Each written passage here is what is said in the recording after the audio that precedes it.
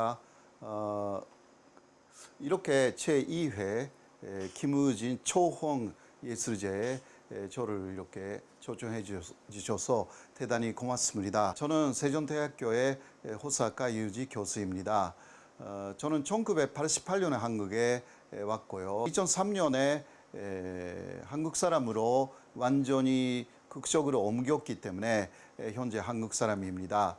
여기에 나와 있는데요. 한반도 병화체제 구축 그리고 일본의 대한정책 이러한 내용입니다. 김의진 작가는 사실 상당히 많은 선진적인 한문을 수용한 사람이었죠. 소양의 한문을 많이 받아들인 사람이었습니다. 그러나 실제적인 당시 조선, 한국의 상황 그리고 일본이라는 일체죠. 일체에 의해서 억압되어 있는 그런 조국의 모습, 여러 가지의 고민을 하여서 극단적인 선택을 당시 하였던 것입니다. 자살의 배경의 하나로 꼽을 수가 있는 혹은 배경의 가장 큰 요소였다라고 할 수 있는 그 일제 간점기에 일본에 대한 정책은 어떤 식으로 진행됐는지 이러한 내용으로 말씀드리고자 합니다. 한반도 정책의 기초라는 게 나와 있는데요. 먼저 일본은 메이지 시대라는 새로운 시대를 열었습니다. 1868년부터 일본은 메이지 시대가 되었죠. 근데 그때부터 일본은 국가주의라는 그러한 시스템으로 갑니다. 국가주의라는 것은 국가가 궁극적인 실제라고 하여서 그 국가 안에 있는 개인들은 모두 국가를 위해서 존재한다. 그러니까 개인의 삶도 모두 국가에 속한다. 이런 것이 국가주의이고요. 한국하고 일본은 강화도 조약을 맺었습니다. 그리고 그 조약의 제1조에는 이렇게 나와 있었죠. 조선은 자유의 나라다. 이러한 내용이 적혀 있습니다. 이것은 현재적으로 보면 굉장히 좋은 이야기인데요. 조선이 자유의 나라다. 이러한 이야기는 그 문제가 없는 이야기로 보이는데 그러나 실제는 이 뜻은요. 중국의 영향하에 있는 그 당시 조선을 오히려 중국의 그러한 영향하에서 태어나서 일본 영향하로 가져오기 위한 첫 번째 단계가 바로 이 문구였던 것입니다. 그렇게 해서 중국하고 조선의 역사적인 관계를 끊고 그 다음 조선을 일본 영향하에 두겠다라는 게 당시 일제의 한반도 정책의 시작이었습니다. 그렇게 해서 그 제2단계로 청일전쟁이 일어났고요. 청일전쟁 때 청나라하고 일본이 한반도 안에서 싸워서 일본이 이겼습니다.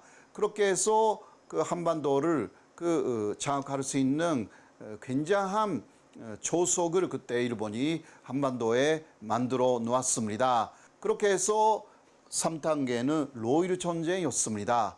러시아가 남하하여서 한반도를 장악하여 그 다음은 일본으로 들어온다라는 그러한 이야기가 일본 안에서 굉장히 많이 나왔고 그 러시아의 남하 한반도에 대한 러시아의 장악 그 다음에 이어서 일본까지 러시아가 침략할 것이다 라는 그러한 관념 하에서 일제는 러시아하고 싸워야 하겠다.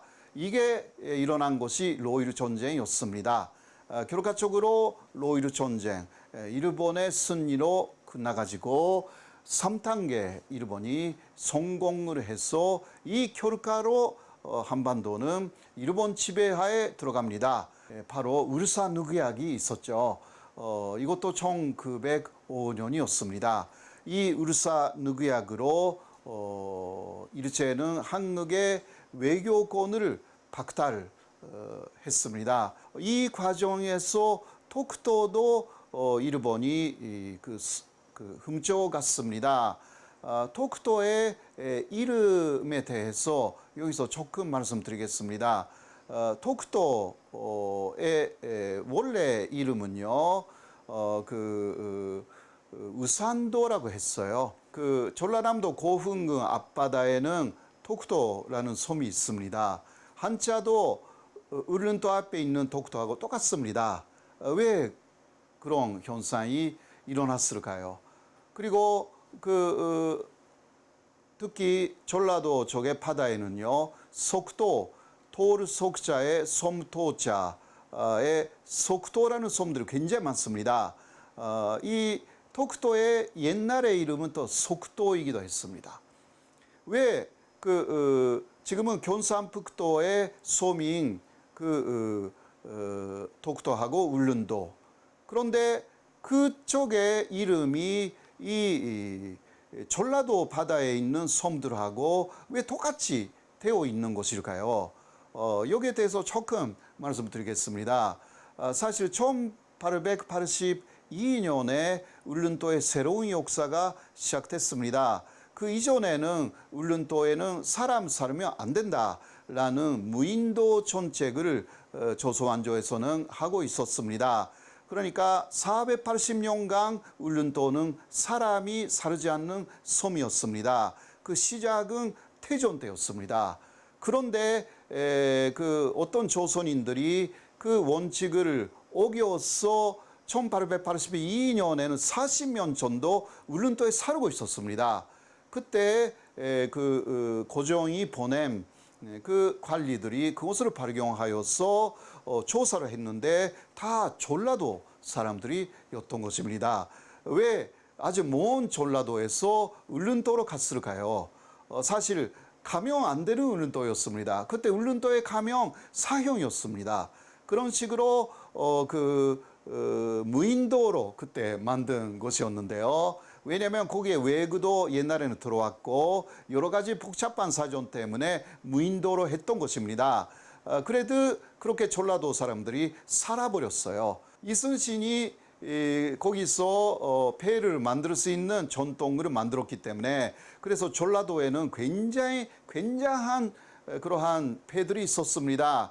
사실 안용복이라는 그 17세기에 울릉도, 독도 그리고 일본으로 왔다 갔다 한 사람이 있어요. 그 사람도 두 번째 일본에 갔을 때는 요수의 스님 5명 포함된 12명으로 갔는데요. 그때도 요수의 배로 일본으로 왔다 갔다 합니다.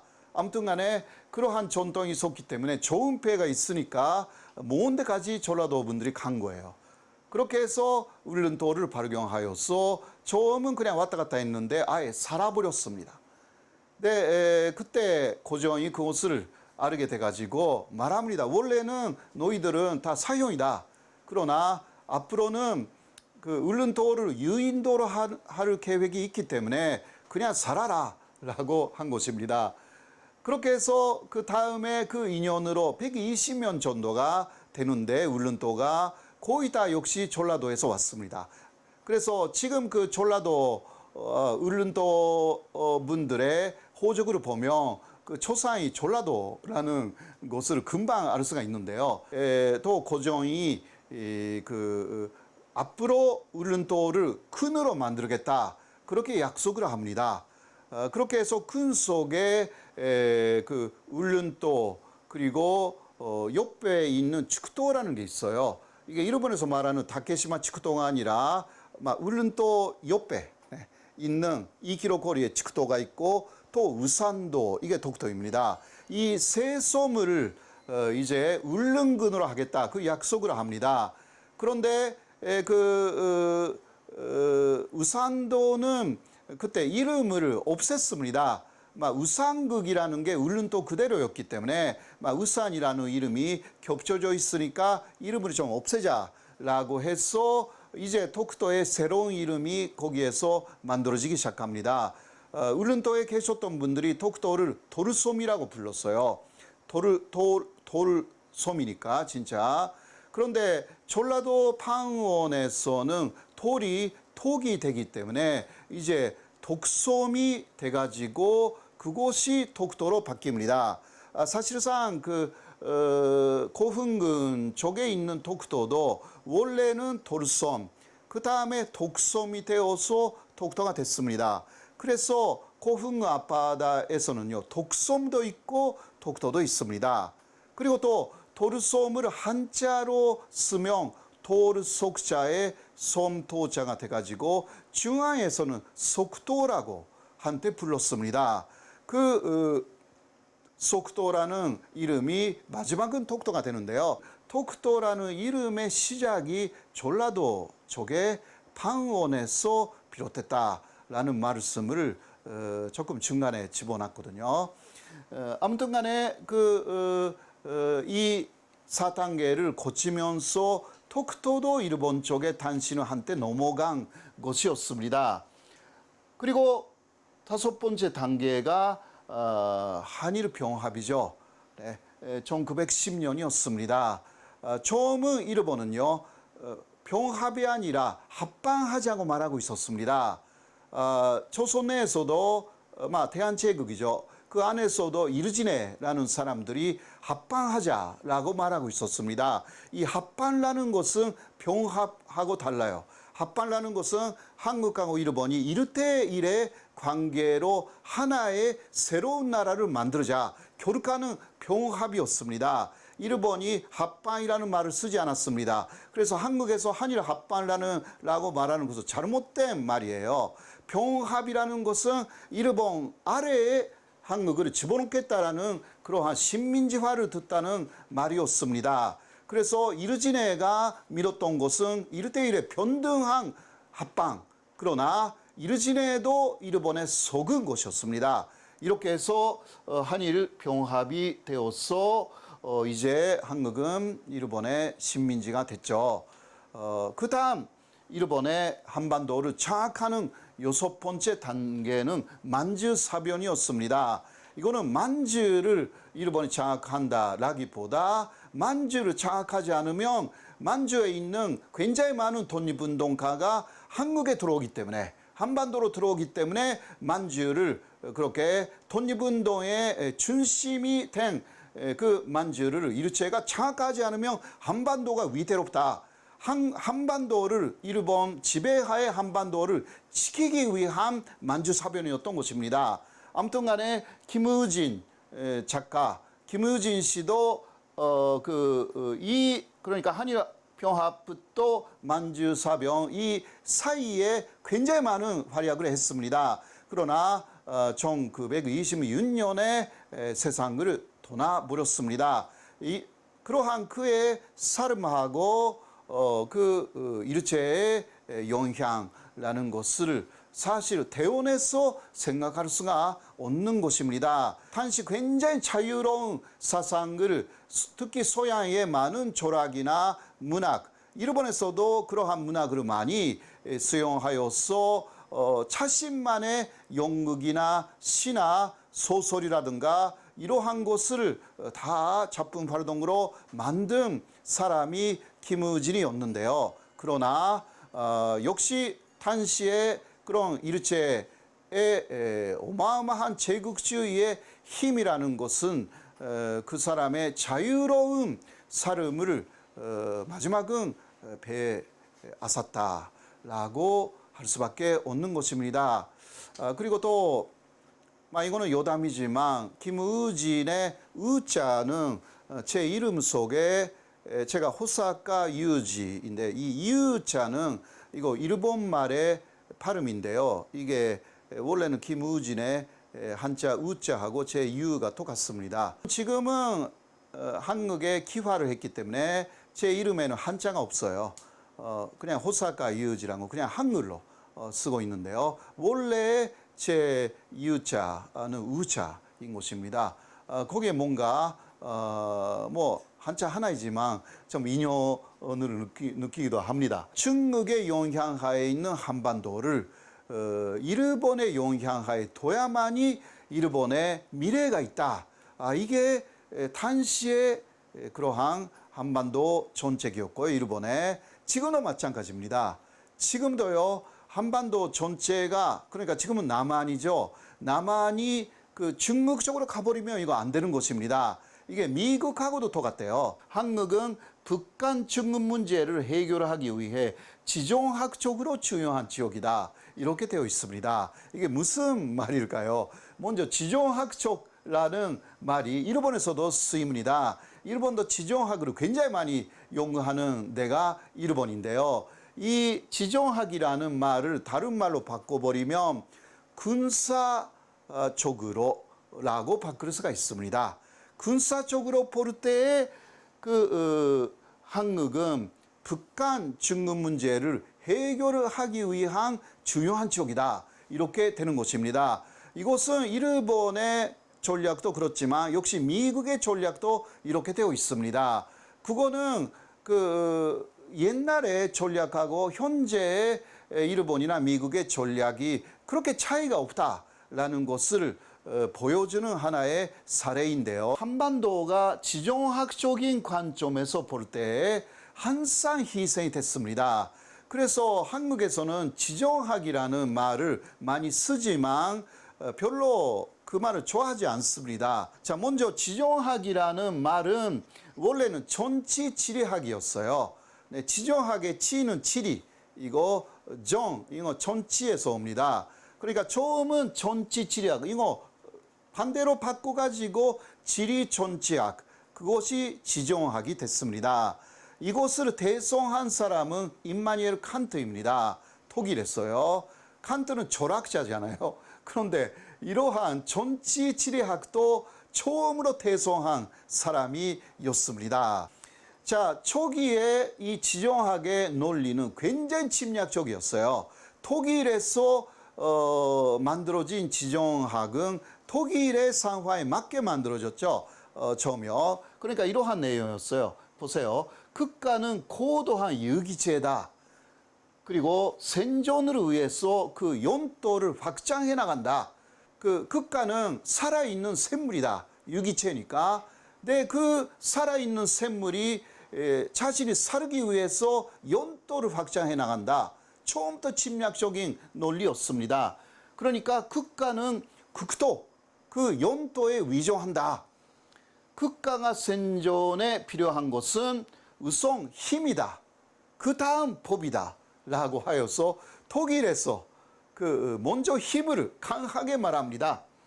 이게 그러니까 제국주의 침략을 전당화하는 논리로 발전되는데요. 그래서 독일에서 히틀러가 나오는 이유가 사실상 여기에 있는 것인데요.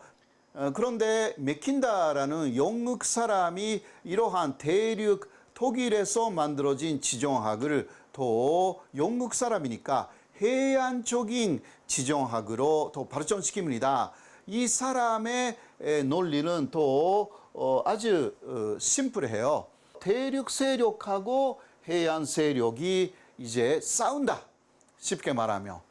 그 샌드위치가 되는 데가 한국 같은 연해지대다. 막 이러한 내용입니다.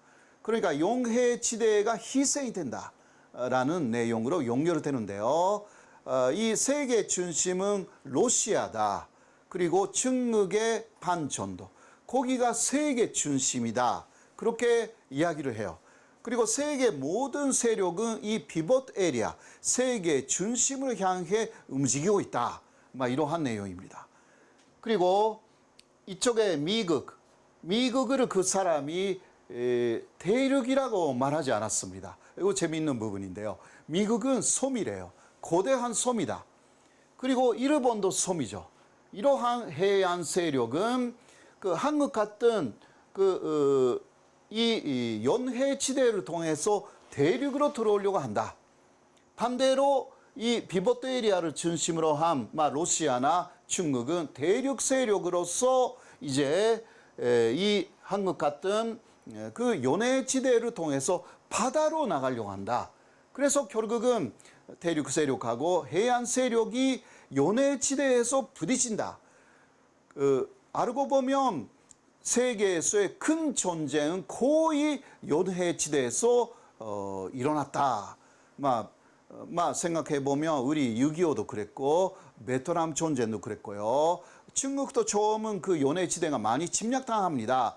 사실 그러한 이야기를 한 거죠. 이 사람이 맥킨다라는 사람이었습니다. 동유럽을 지배하는 자가 피보트 에리아를 지배하고 헤틀랜드라는 것은 유라시아 전체입니다. 그것을 지배한다. 이러한 이야기를 했습니다. 이게 무슨 말이냐고 하면 당시는 그 동유럽이 사실 러시아 2차 세계대전 그쪽이니까 소련이죠. 소련하고 그 소련에 대항하는 독일 이러한 구도로 되어 있었습니다. 그래서 동유럽을 결국은 소유럽 쪽에서 잡는가 혹은 러시아가 잡는가 이런 것을 이야기를 한 것입니다. 근데 이것이 히틀러가 당시 포란드를 침공하여서 동유럽을 지배하여서 그 다음 소련에 침공합니다. 이 내용이 그 전제였던 것입니다. 이 내용을 히틀러가 그대로 실현합니다. 그래서 맥킨다의 명언이라고 되어 있는 내용입니다. 칸트 그리고 맥킨다 그리고 지금부터 말씀드리는 스파이크맨 이러한 사람들의 이론은 지금도 살아있는 이론이에요. 자, 스파이크맨은 또 미국 사람이었어요. 네, 그렇기 때문에 미국을 위한 지정학을 만든 거예요. 네. 지정학이라는 것은 그 나라의 군사 전략하고 똑같대요.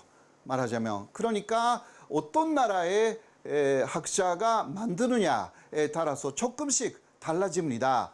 자, 그런데요, 이 사람은 오히려 히센텐다라는 연해지대 이론라는 것으로 주장했어요.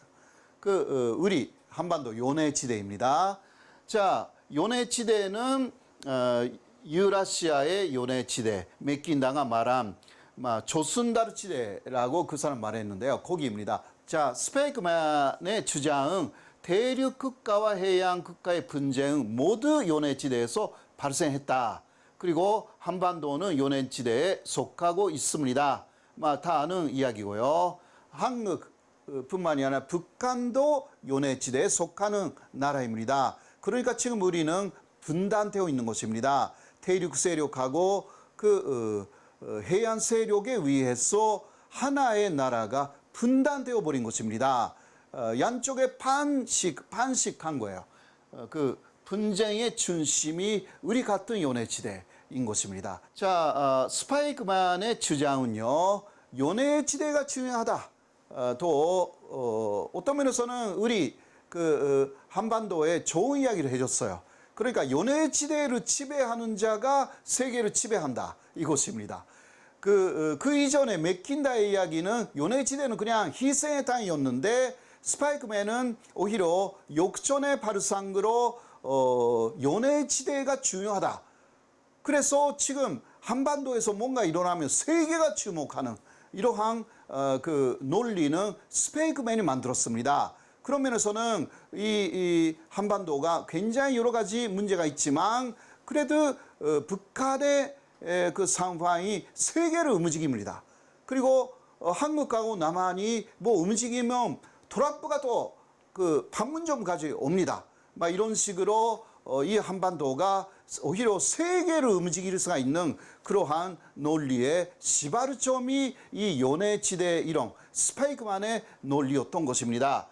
그런데 스파이크만은 역시 미국 사람이었기 때문에 미국에게 많은 조언을 했죠. 하트랜드라는 것은 아까 피보트 에리아입니다. 세계 중심. 거기에 대한 침입 경로에 있는 연해지대의 주요 국가들과 미국이 동맹을 맺어야 한다. 그러니까 한미동맹. 이게 트럼프가 별로 한미동맹에 관심이 없다. 그런 게 있다 하더라도요. 절대 없어지지 않습니다. 미국의 전통적인 전략은 이 한반도 요네지대의 나라하고 동맹으로 맺어야 하기 때문에 그런 것입니다. 사실은 미일 동맹도요, 일본도 요네지대 가까이에 있기 때문에 절대적으로 미국은 미일 동맹 이것을 놓치지 않습니다. 사실 미국은 북한하고도 동맹 만들고 싶어요. 네. 그러면 요네지대를 다 가져버리기 때문에 이게 중국이나 러시아의 입장이면 정말 안 되는 것입니다. 그렇기 때문에 한반도 문제는 쉽지 않는 거죠. 이 침입경로로 맞는 강력한 요네지대 국가가 건설되지 않도록 해야 한다. 이게 스파이크만의 이야기인데요. 그러니까 한반도 중심의 요네지대에 강력한 국가를 만든 나라가 있었어요. 그거는 바로 일본이었습니다. 일본은 조금 떨어져 있는 해안지대, 해양 세력에 속하는 나라이기도 하지만, 그러나 일본은 약간 위치가 애매해서 요네지대에도 사실 속해요. 그런데 일본은 일본 제국을 만든다 해놓고 한반도, 대만, 만주, 중국의 반천도, 동남아, 남해안체도 어마어마한 제국을 만듭니다. 이게 미국이 볼 때에 중앙에 러시아 쪽에 들어갈 수 없는 거대한 제국이 만들어졌기 때문에 이거 절대적으로 망하게 만들어야 합니다. 그러니까 일본하고 미국은 이때만 싸웁니다. 다를 때는 같은 해안 세력으로 대륙을 보고 있는 거죠. 한국이 다른 나라하고 계속 동맹을 하면 이거 미국의 이익이 되지 않는다. 그러니까 특히 지금은 한국이 다른 나라하고 동맹하여서 미국을 빼려고 하면 미국은 용납을 안 하는 것입니다. 막 이런 식으로 움직이고 있죠. 그리고 동시에 하트랜드 국가가 요네지대 국가를 지배하지 못하도록 해야 한다. 하트랜드 국가는 러시아죠. 지금은요. 그리고 중국입니다. 거기서 한반도를 완전히 지배하지 못하게 해야 한다. 그러니까 예를 들면 중국이 나서서 완전히 남한으로 가져가겠다라고 하면 이게 미국의 전통적인 생각은 그거 용납을 못합니다. 이것은 지정학으로 보는 한국 전쟁의 사례입니다. 로일 전쟁. 네, 먼저 보시겠습니다. 그때는 대륙 국가가 러시아였고요. 해양 국가는 일본, 미국, 영국이었습니다. 그러니까 사실 로일 전쟁 그때 일본하고 러시아가 싸웠는데 일본 패 후에는 영국하고 미국이 있었습니다. 이게 중요한 내용이죠. 이게 그때 영국 쪽에서 만든 만화입니다. 가장 왼쪽은 러시아죠. 네, 가운데 칼을 갖고 있는 군인은 일본입니다. 그렇죠? 일본의 뒤에 이 사와라라고 이거 하고 있는 이 인물은 어느 나라 사람일까요? 영국입니다. 네.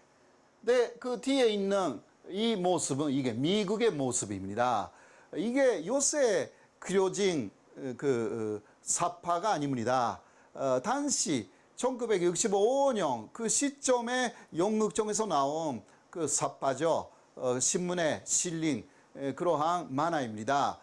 사실 그러니까 그때 일본 패 후에는 영국하고 미국이 있었죠. 일본도 그것을 잘 알고 영국하고 미국하고 굉장히 잘 위농하면서 러시아하고 싸우기 시작합니다.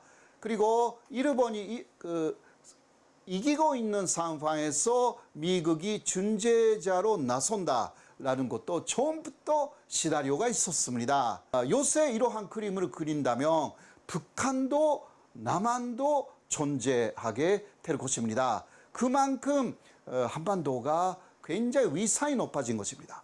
6.25는 한국, 미국 연합국, 이것은 사실상 해안 세력으로 볼 수가 있는 것입니다. 해안 세력이 한반도를 중에 남한을 확보한 거죠. 6.25로. 반대는 북한, 중국, 소련, 지금은 러시아. 이거는 대륙 세력으로서 북한을 얻은 것입니다. 또 말하자면 그러한 해안 세력이나 대륙 세력의 대리전으로서 남한하고 북한이 싸웠습니다. 그런 식으로 하여서 하나의 국가가 지정학적으로 이제 분단이 그 고정화가 되는 그러한 내용이 있었습니다. 자, 우리는요, 우리 한반도의 그 문제는 이념적인 문제라고 많이 생각합니다. 그것도 맞습니다. 이념적으로 사회주의, 공산주의, 자유주의, 자본주의 이런 것들이 여기서 산발선을 중심으로 싸우고 있는 게 사실입니다. 그러나 이러한 자유주의나 사회주의 또 자본주의나 공산주의 이런 것들은 옛날부터 있었던 게 아닌 것이죠.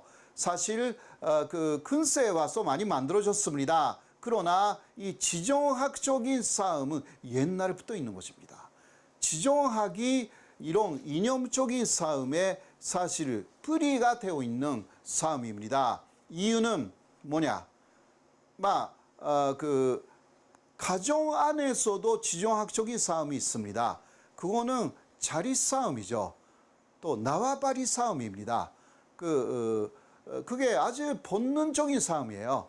집안에서는 누가 좋은 온돌이 자를 따뜻한 데를 장악하느냐, 네, 그러한 싸움이 되기도 하고요. 한국에서는 그래도 거기에 더 나이 드신 분들을 존경하는 마음이 있으니까 그렇게 되지만 그런 게 없을 경우는 진짜 좋은 자리를 한 집안에서 싸우게 되는 거죠. 이게 지정학입니다. 그래서 이 지정학이라는 것은 인간의 본능적인 그러한 싸움이고 이념적인 싸움보다 불이 깊은, 왜냐하면 같은 이념을 갖고 있어도 지정학으로 또 싸워요. 네. 지정학의 저주에서 벗어나야 하는 거죠. 사실 이것이 일본 사람에게는 별로 없는 부분이에요. 일본은 미국하고 함께 가면 대충 성공합니다. 그러나 한국은 굉장히 어려운 거죠. 중국, 그리고 북한, 그리고 미국, 물론 일본도 있지만 이러한 사이에서 이게 어떻게 남한하고 북한이 하나가 되느냐, 하나가 되지 않아도 뭐라 할까, 병화 건조는 해야 되지 않습니까? 그래야만이 이제 한반도에 병화라는 것이 옵니다. 그러나 이 지정학이라는 게 있기 때문에 굉장히 이 지대가 어려운 것입니다. 지금까지의 지정학이라는 것은 대국들이 만들어 놓은 논리다라는 것입니다. 이게 진리는 아닙니다. 그렇기 때문에 한국을 중심으로 한 새로운 병화의 지정학을 만들어 나가야 하는 것입니다. 사실 그러한 시도가 전혀 없는 게 아닙니다. 그러나 실전이 잘 안 되고 있는 것이죠. 그리고 이 연해지대가 병화가 되어야만이 대국들도 병화스럽게 돌아갈 수 있다. 이러한 한반도라는 굉장한 희생이 되어 왔던 지대를 중심으로 하는 뭐라 할까, 연해지대의 지정학, 그것을 스파이크만이 이러다 만들기로 했지만 그러나 미국적인 관점에서 만들었기 때문에요. 우리 한국의 관점에서 또 희생이 된 그러한 베트남라든가 그러한 연해지대 국가의 관점에서의 새로운 지정학이 사실 빨리 구축되어야 한다. 그러한 것이 옛날부터 있었으면 한국이 일본의 식민지가 되지도 않았을 것입니다. 전략적으로 잘 관리할 수가 있었을 테니까요. 그렇게 되었다면 아마도 김우진 작가도 다른 인생을 살았을 것이다. 그렇게 말씀을 드리면서 제 오늘 말씀은 여기서 마치도록 하겠습니다. 수고하셨습니다. 고맙습니다.